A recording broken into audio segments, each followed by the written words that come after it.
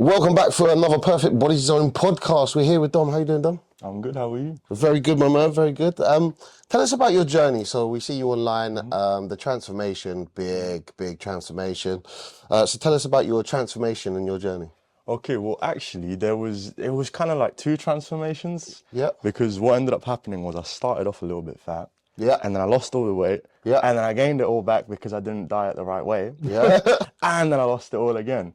So do you want me to start all the way from the start? Yeah. Tell us about you had a double transformation then. Yeah, kind of like that. So basically, I was about like 13, 14 years old, you know. Yeah. I was eating, I was playing games, just your standard like nerdy type, you know what I mean? Yeah. I didn't really know what I wanted to do.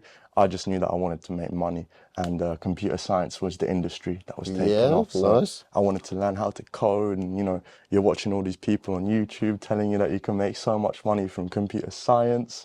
Yeah. So I took it as a GCSE, and that's quite depressing. Essentially, what ended up happening was I just decided one day, like, yeah, I want to lose weight. Yeah. So then I started looking up, you know, on YouTube when you look up like how to get a six-pack fast. Yeah. So there's 13, 14-year-old me trying to do these six-pack workouts, and it's not really, you know, not really working. So then I found out about calorie deficits. Yeah. And obviously I didn't understand what I was doing at all, but through intermittent fasting, things like that, I managed to lose some sort of weight. Didn't understand how many calories I was eating. Yeah. But I managed to lose some weight and get myself to, I guess, a decent enough place. So I went from about 110 kilo at 13, 14 years old to about 80. So it was a 30 kilo loss, which It's young. yeah, I mean, it was okay. And then, so all my family has always been lifting. So like my grandfather, my stepdad, everybody in my family has always been lifting. So I've always wanted to try it out. Yeah. But obviously most gyms, they don't allow you to join unless you're 16. Yeah. So I lied about my age. Yeah. Got into the gym. Yeah, got into the gym, but don't worry, I was under supervision. So I started lifting with my grandfather. Yeah. And then like essentially everything that I've really done in life up until this point, I was never kind of instantly decent at, right? Yeah. It was like I'd pick something up, realize that I was really bad at it, and then just stop doing it. Yeah. The gym, as soon as I picked that weight up, I knew that I liked it. Like I'm not trying to sound like I'm, you know, like I'm marketing here or anything like that, but no, like as soon as I picked that weight up, I knew that I would be good at it, if that makes sense. Like, you know, when you just feel it, like It's a bit of me, this, yeah. that first session, like the happiness that I felt, you know, I guess the positivity that you feel. Yeah. Like the people, you see the people as well. Because like a load of people think like training is like a one-man activity, but you have the social aspect of it as well. Yeah. And things like that. And obviously, like as someone who was just kind of sitting in his room, like playing games, trying to do computing things, like going into this environment where you're kind of forced to be social with people, like that really helped my confidence as well. So yeah, I realized that I really like lifting, and my form was really bad. It was really bad. Like everybody's form when you first start. Yeah. So I asked my mama, can I get a personal trainer? Nice. And she laughed at me and said, ha ha ha, that's very expensive. No, you're Yeah. not gonna get one. So then after that, I said to myself, like, okay, so if it's expensive and they're doing it well, I want to do that too. Yeah, you want the money. Yeah, exactly. Because I've never really possessed the skill to be able to make money. So then when I went to college, I said to all my teachers, well, I want to study PT. That's what I want to do. And after college finished, after I did my PT course, one of the best years of my life, it was great. After I did my PT course, I was ready to launch my business. But obviously I was 17 at the time, so I couldn't leave education still. So I had to stay within education. And then COVID came. Ah, lovely. So I gained 40 kilos. Yeah. I went from about 50 kilos. I went from about 90 kilos to 140 kilos.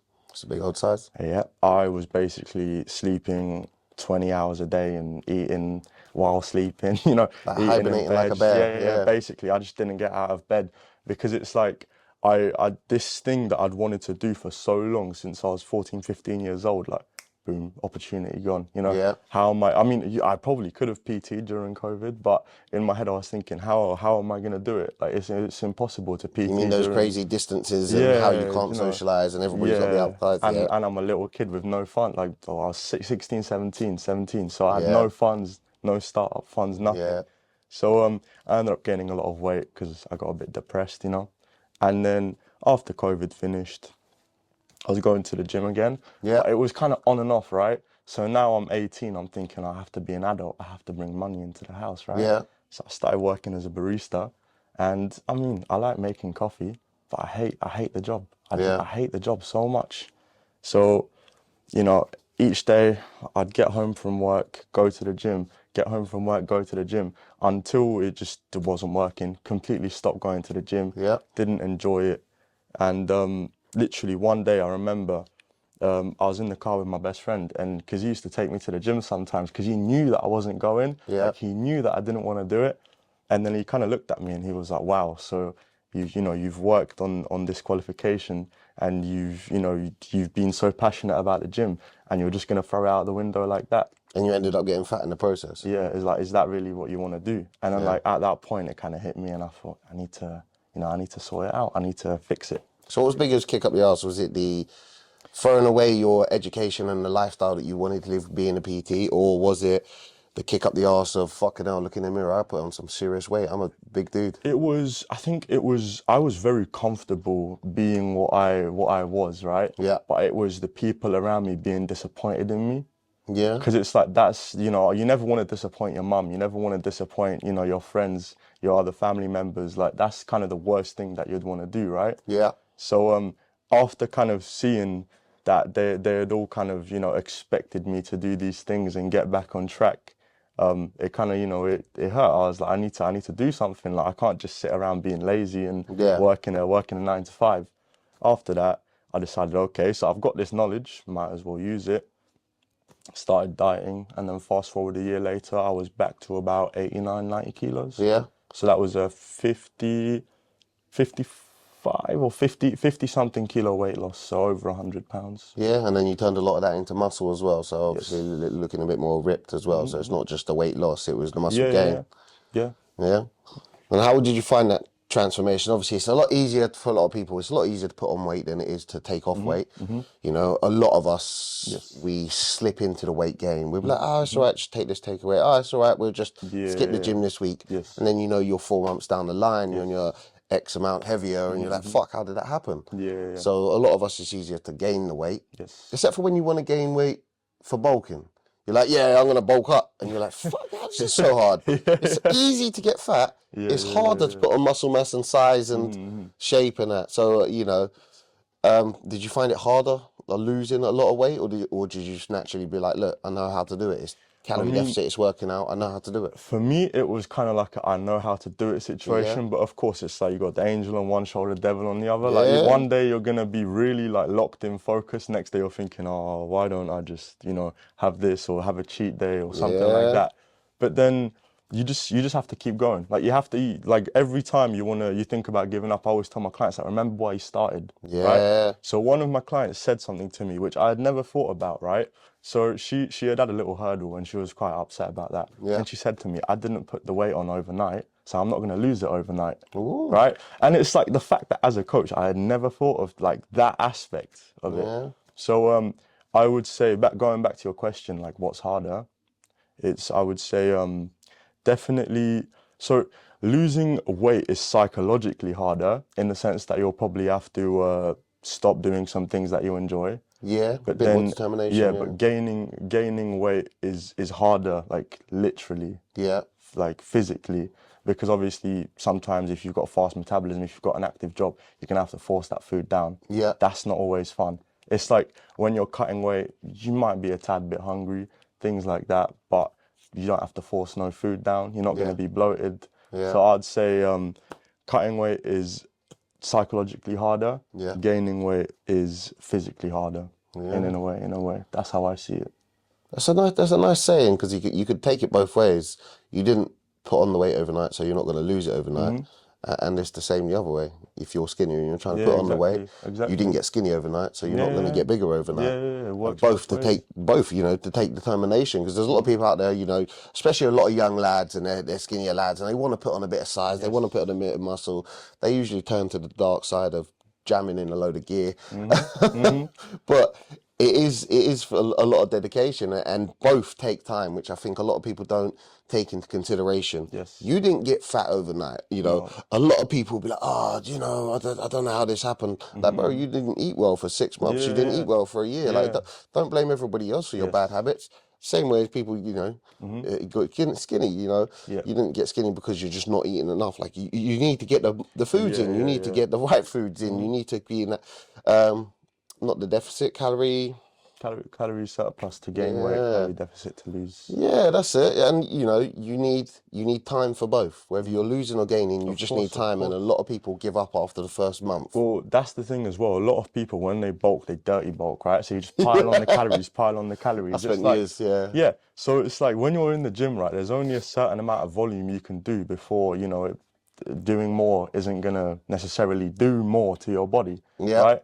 So then it's like similar with the calories, right? If you just overeat by a crap ton, yeah, you're not gonna gain more muscle per se. You're just gonna gain more fat. yeah, So it's like for some people going from like really skinny to building up like a little bit of fat around their body, that might look good. yeah, But I feel like if you really want to bulk and you want to do it correctly, that lean bulk approach is the best way to do it. yeah. A lot of people, they just want to pile on the calories, like digestive biscuits, Oreo biscuits, The all amount the of people sugar. you hear, oh yeah, how you bulking? Yeah, yeah, yeah, Yeah, yeah, bulking. That means you're just being lazy. You're eating whatever you want. yeah, exactly. I've known geezers for years. They'll go down McDonald's every day while they're working on site, and they'll be like, yeah, yeah, so I'm bulking. But then they'll just inject a load of gear, so they're burning off as Yeah, much as they yeah. can with the gear. They're going down eating McDonald's and like, yeah, I'm still in the bulking phase. No, what you have got is no determination, no Yes. self-control. And I think a lot of people fall into that, especially big geezers. They're like, yeah, I'll cheat what I want because I'll burn it off anyway. What about young geezers who are trying to bulk up and, maybe they don't want to go to the dark side of, taking the gear? You got all the mass gainers and things like that, but what would be your advice for people who are in that mindset that they want to gain the size, they want to gain the muscle, they want to put on some pounds? Well, you have to kind of conceptualize the goal, right? So a lot of people kind of, how do I explain it? So you say, okay, I want to make money. All right. So then you're going to make a plan, right? You're going to think, how will I get there? What can I do each day? What can I do each week? Things like that. How am I going to get there? So a lot of people, like, for example, some of my friends, they look at me, they're like, oh yeah, I'm going to gain weight. I'm going to bulk up, right? Yeah, It's like, okay, what are you going to do? Like, they don't have no strategy, no game plan, right? yeah. So it's like, instead of just jumping into it and you get a KFC bar, like KFC bucket, one day you're eating, next day you're full, you don't want to eat nothing. Yeah. So the best way to do it, to kind of gain that weight, is to give yourself a plan. Like, you don't have to calculate your macros down to a T, but just have a strategy and know what you're going to do every day to achieve that. Yeah. So like, for example, for most people, a surplus of like 150 calories, 250 calories even, will be enough to put on some size. Yeah. But people always have that approach of like, oh, if you're not eating 4,000 or 3,000, you're not doing enough. And constantly on YouTube, these kids, you'll see the most roided up guy talking about, oh, I'm eating 5,000 calories a day. Like, yeah, your body needs it. Your body needs the 5,000. But for these kids, right, they don't have barely any muscle mass. Yeah. So they don't need as much. Yeah. To be able to bulk. So a little surplus will go a long way for a lot of people. Of course, 100%, because it's something that you can do for a long period of time, right? Yeah. If I'm slamming down 1,000 calorie surplus every single day, right? You're going to feel real get sluggish bored. as well. Exactly. Yeah. You're going to get bored. You're going to be tired. You're not going to enjoy it. So a small surplus, just maintain that. You're going to get there. Yeah, and then in a while, maybe surplus it up again when you hit that bit. Yeah. The more muscle you get, the more calories you burn. So yeah, it's the same as when you lose weight. A lot of people think, you know what, the only way to lose weight is I go from having normal food down to having one salad a day and maybe sniffing an apple or whatever it is. So I always, sometimes, I had a client who, she couldn't lose weight. She comes to me and she says, okay, I want to lose weight. She's eating a whole foods diet, which is great. That's really good. That's healthy. But then when you look at the eating habits, right, they're eating a whole foods diet for 5 days of the week and then they're going absolutely crazy for the rest of the week, right? So then that's where food swaps come in. I'm a huge believer of food swaps, right? Yeah. So it's like, instead of, for example, I don't know, instead of having that pizza, like make a pizza homemade, or one of the big ones that I use is, a lot of people like crisps, right? If you ask people, what's your guilty pleasure, they'll say crisps, yeah? But your average pack of crisps is like 100 calories, 125 calories. That's not the thing putting you over the edge. So anyway, let's say McCoy's crisps, they're probably in like the 130 calorie range, right? The Pombes, they're 69, 70 calories. So it's like usually mothers buy them for their kids take them to school. But then it's like just by switching from one brand of crisp to the other, you've now halved your calories, right? Yeah. Just by switching from full sugar Monster, if you're drinking 2 full sugar Monsters a day, that's what, maybe 240 calories per one, I think. Yeah. So it's about 400, 500 calories for 2 Monsters. Switch to sugar-free, you've already cut out 500 calories. Yeah. You know, in that range, I can't say if it's the real macros. So just with those 3 swaps there, you got 550 calories rather. Don't quote me on it. But roughly, roughly, before people start calculating about, hey, Dickon, I added it up, you lot are lying. And they will do it online as well. Yeah. As soon as they see something online, they're like, well, I've added up those calories and you're 2.5 calories out, guys. No, but it's food swaps is a big one. And as well, a lot of people they'll start a cut and, you know, you tell them you need to prioritize protein in order to build that muscle. Yeah. Protein has a thermic effect. You're burning calories as well in order to digest it. Yeah. And it's also quite hard to overeat protein. If I put 250 grams of chicken breast on someone's plate, probably couldn't eat it all in one go with carb sources, with everything. Yeah. But the one thing I'd say is if you're still feeling hungry after eating, bulk out your meal with veggies, things like that. Like use the salad, use the veggies, add that to your meals if you're still feeling hungry after. It's going to fill up your stomach. Yeah. The one thing that we shouldn't do is put high calorie dressing all over it though, because No. that's what makes a difference. How would you spice up your meals? So a lot of people be like, most people who get into the gym, most people get into training, they're like, oh, for fuck's sake, I'm going to have plain rice, plain chicken, plain broccoli.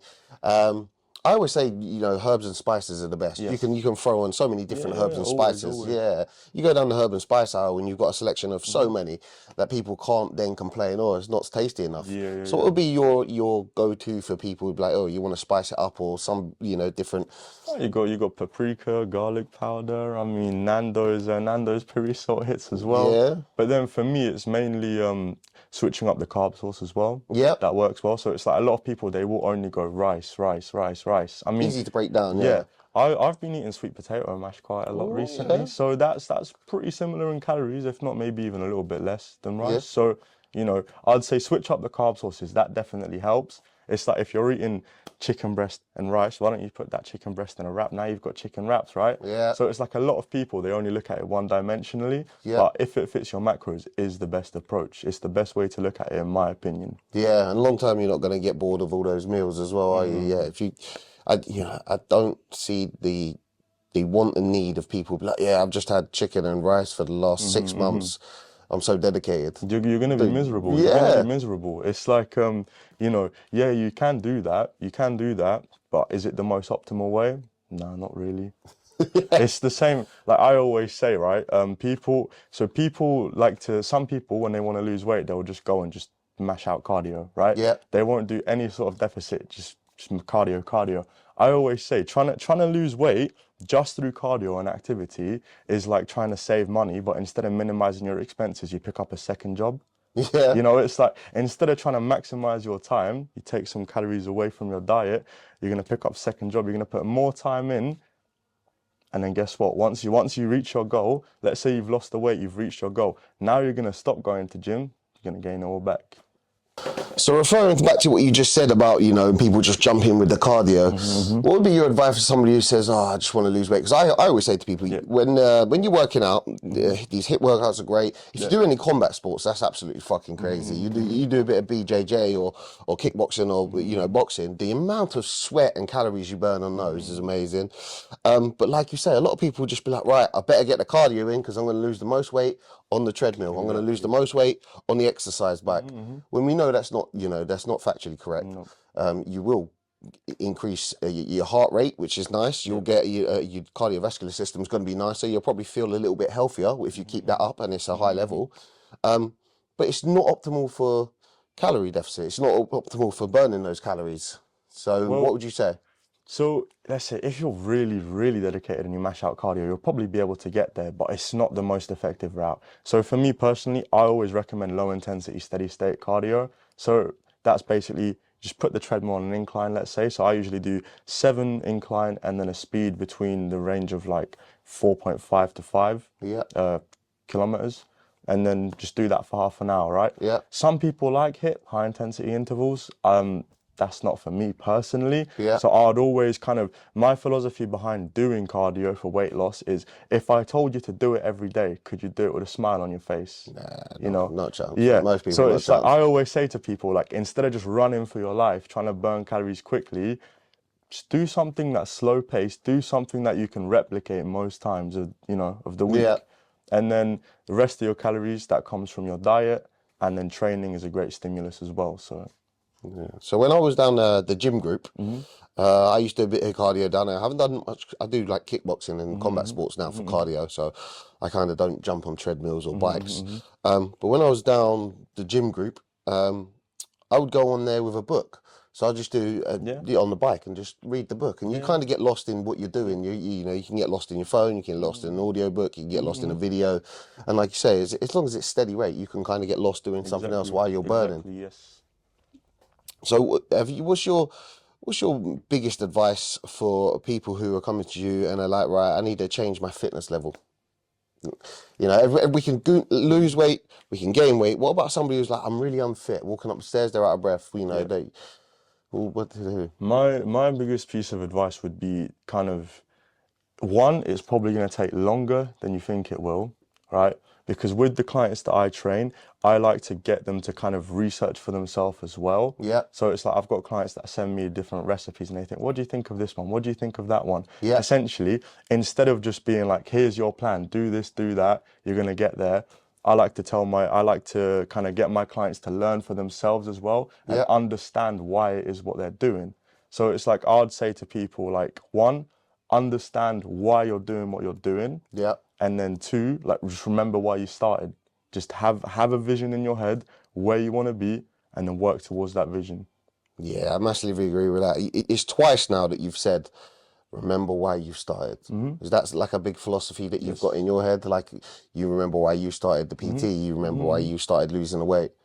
Is it something that you just always refer back to for a lot of things? Yeah, I mean, sometimes you need to, right? It's like, you can't get too consumed by things in life. So like, let's say if you're doing bad, like, remember why you started. If you're doing good, remember why you started. Do you know what I mean? Like, it works both ways. You can look at it in a good way and a bad way as well. So it's like, always, like, sometimes when my client, like, drops off the wagon a little bit, say, remember why you started. Like, when you look back at it, you think, why did I start? Why did I want to make this change? Because a lot of people, you get lost in the process, right? You almost forget.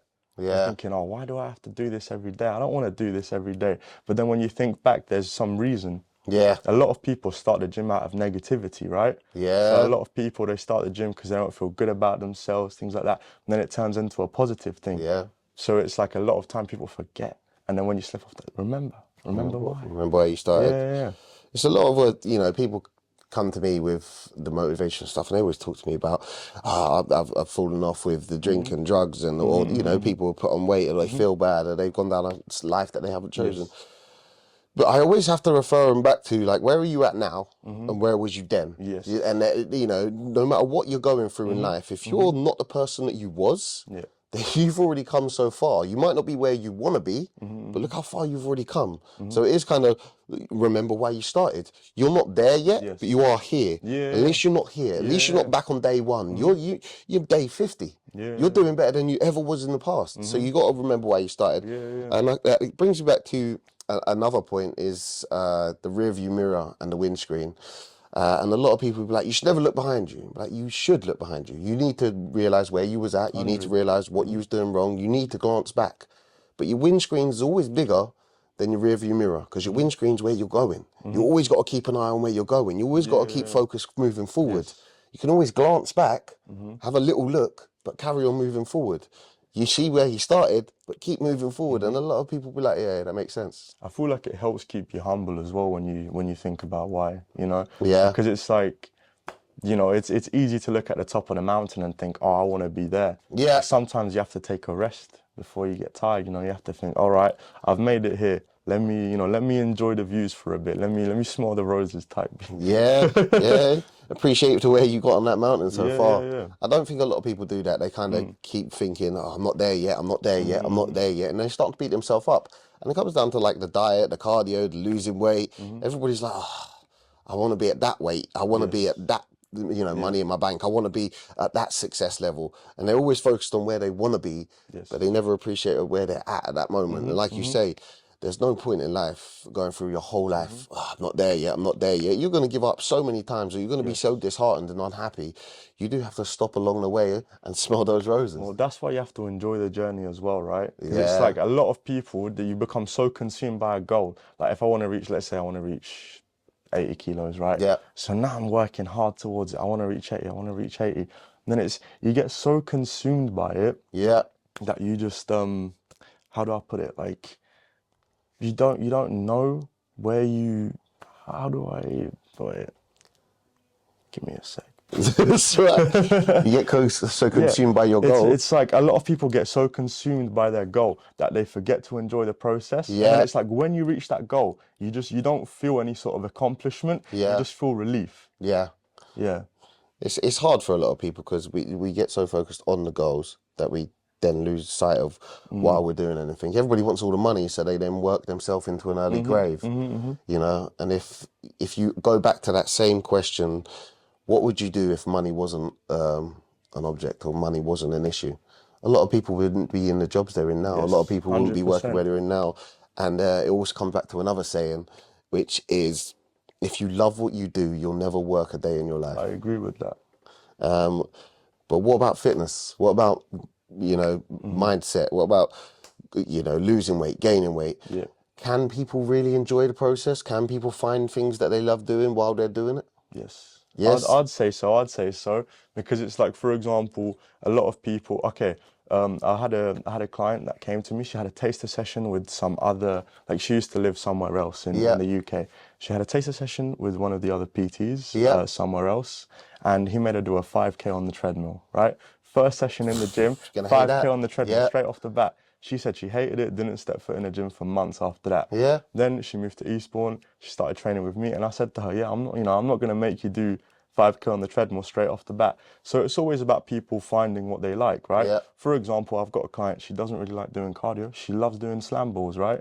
Yeah. That's a form of cardio. So it's like, I feel like everybody has something they can do within fitness that they'll enjoy. Yeah. Whether, like, you don't necessarily need to lift weights, right? You can do combat sports, like you said. You do jiu-jitsu, things like that. It's like people kind of isolate fitness within this one little, it's the gym. Yeah, it's the gym. But then within fitness, you've got High Rocks, right? As much as I hate it, you've got CrossFit. CrossFit's also pretty great because you've got community there. Yeah. I don't really agree with the training methods though. No, there's a lot of people like, no, that's not a real lift. I mean, but it is what it is. They're pretty successful, so that's fine. But there's everything for it. There's anything and everything for everybody within the fitness industry. You just have to find what you like. Yeah, that's like, whenever anybody's come to me about fitness or losing weight or gaining weight, I've always said, don't just go to the gym and do something you don't like. And it's a lot with family, especially the women be like, I don't like the gym. Yeah. Zumba class, a dance class, go do hip hop. Go do yoga, do anything that's getting you more active. Because if you're finding anything that gets you more active, it's better than sitting at home wishing that you did something. 100%. So, you might not want to go do combat sports or lift heavy weights and grunt down the gym and stand on the treadmill. But you might like to go outside running with a bunch of running people in a running club, which you might find really, really good. You might like to do morning yoga, which is really nice, stretches you out, and a little bit of cardio after that. There's little things that we can do that I think everybody can find something that they love doing, even if it's walking the dog or going for a run with a dog, or just skateboarding, get a push bike, whatever it is. Everybody can find something to make them healthier and happier. Yeah, I mean, there's so many niches within fitness. Like, I'm sure you've seen the memes where it's like 3 sets of dilly-dallying and things. And you see the people with the low impact, bungee cords and things like that. And it's like, it's funny when we see it, but these people are probably loving the classes, right? Yeah. So it's like, if it's helping them, I have no complaints. Yeah, the bungee cord one, that's a crazy one. Yeah, you have the people with the plastic shoes, the jumpy ones, I wish I want to try one. You look at it like, that looks a bit nuts. It looks like a mix of a dance class and one of those what those elastic, you know those. Oh, the little trampoline. Yeah, but they're yeah. already glued to your feet. Yeah, you see those trampoline classes as well. You're like, Yeah. you like look like you taking a load of gear and just on some mad rave session. Yeah. But again, Yeah. even if it looks crazy and it works for them, great. As long as you're doing it. I mean, it's like within our PT training, we did a drum fit class, like just to see how accessible fitness worked. And this one was literally, we had like the bouncy balls and some buckets. They gave you some sticks, and you just play the sticks along with the instructor. Yeah. And, you know, at the time of doing it, you're thinking, this is crazy. Like there's no way that this is this works. Yeah. But it still burns calories, and some people, they love it. So Yeah, find something that you love and you'll be okay. Yeah, I think a lot of people come to the gym or go to the gym and they've got an excuse of why they couldn't lose weight. They've got an excuse of why they haven't got time. It's the biggest one for a lot of people. And I always say that's the biggest load of bullshit anybody could ever say. it's all a game of priorities, right? Because the same people that tell you that they don't have time are the same people that spend 3 hours watching Netflix. Yeah. It's like, listen, there's nothing wrong with a little bit of like time after work, right? You're chilling out, you're relaxing, but you can fit a 30 minute to a 1 hour workout in your day, I'm sure. It's a game of priorities, right? If you want to burn calories, you could do a nice workout in front of me, HIIT workout. One of the ones that we used to do with Adam Eubanks, my old MMA coach, was, I think it was 1 kgs. And you just punch in the air as much as you could, then you'd side raise as much as you could, and there'd be minute change. And you'd be like, it's not a heavy weight at all. 1 kg, 2.5 kg, these really, really low weights. After about 5 minutes, your arms are dead. You're sweating buckets, and you're like, "Well, I'm 5 minutes in." It gets your heart pumping. It's Yeah, cardio. and people are like, "Oh no, that won't never work. That's a lightweight." Try it. Try it at home. Bean cans. Anything that increases your weight increases your heart rate to a decent degree is cardio. So what about the people who say they haven't got the time? They're watching Netflix, but they haven't got the time. What would you say?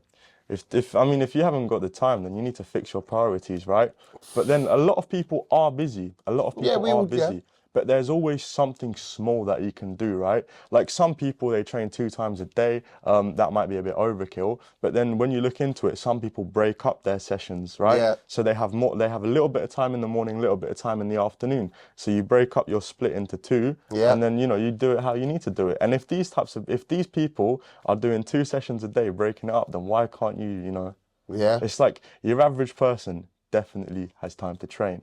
And going 2 times, 3 times a week to the gym is better than going 0, right? Yeah.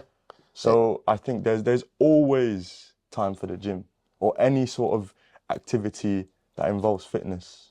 Yeah, massively. And when it comes back to prioritizing, I firmly believe, and I say to a lot of people, even though they don't like to hear it, you're full of shit. A lot of people will say, I haven't got time to work out or look after their body or self-development, read a book, go to a seminar. They haven't got time.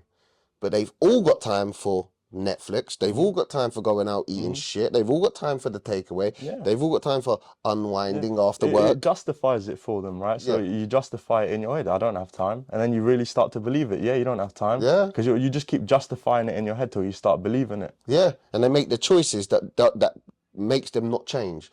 And then in retrospect of that, you've chosen not to change. Your choice was not changing. Yes. So, it is down to you if you've got 0 money. It's down to you if you've put on that weight. It's down to you if you haven't got to where you want to get to in life because you prioritize something else. Yeah. You prioritize sitting on your ass. You prioritize putting your money into Netflix or binging out or takeaways or whatever it is. And I think a lot of people would watch this and be like, well, you just don't know my life. People love to jump on it. It's like sometimes in life you get dealt a shitty deck of cards, right? You can't change the deck of cards, but you can definitely change how you work with them. Yes, you know what I mean? definitely. It's like you can't change your circumstances. You can't change the way that you were born into this world and the people that you're surrounded by at the start of it anyway. But you can definitely work around it, right? Yeah. There's so many actors and celebrities that came from being homeless and broke, and they made it work. Yeah. And I'm not saying that most, like, everybody can. Yeah. But I'm saying that you've got a pretty decent chance in today's world at having an opportunity to do something with your life than you did before. Yeah, definitely. If you want to lose a bit of weight, you might not have the money for the gym, but you can walk around your block. You can walk the dog. You can go for that run. You can do push-ups in your room. And like you said, even through lockdown, you was watching like YouTubes and watching different things, and you're still educating yourself. You might have not been working as much, but you're still educating yourself. You have to. Yeah, and a lot of people got that. They've got access to YouTube on their phone. but they'll still watch Netflix at home. Yeah. But then the problem is when you think about it, right, you'd think YouTube would be really good at educating people. Yeah. But then you click on Instagram as well, let's say, and you see Eddie Abu talking about Ah. insulin, sugar, and things like that. So it's like, yeah, he used to be a good educator, Yeah. but now you've got so much information out there, you don't know what to believe in. Yeah, it's hard. Yeah.